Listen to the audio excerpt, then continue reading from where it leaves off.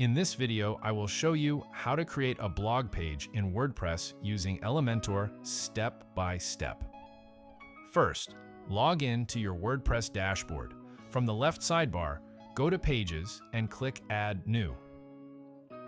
Name your page Blog and then click Publish. This page will be used to display all of your blog posts. Next, go to Settings and click Reading. Here you will see an option called Posts Page. From the drop-down menu, select the blog page you just created, then click Save Changes. This tells WordPress to use that page for your blog content. Now go back to Pages, find your blog page, and click Edit with Elementor. Once Elementor opens, you can start designing the top section of your blog page however you want.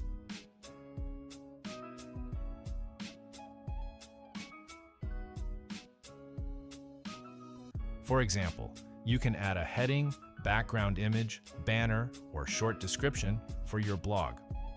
To actually display your blog posts, search for the Post widget in Elementor. If you are using Elementor Pro, simply drag the Posts widget onto the page. If you are using the free version of Elementor, you can install an add-on plugin like Essential Add-ons or Premium Add-ons to get a similar Posts widget.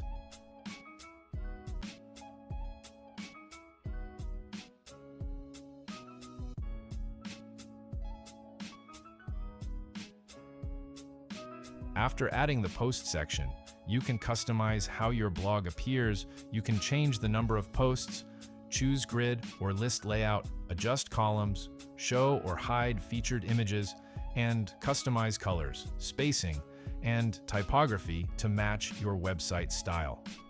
Once you are happy with the design, click Publish or Update to save your changes.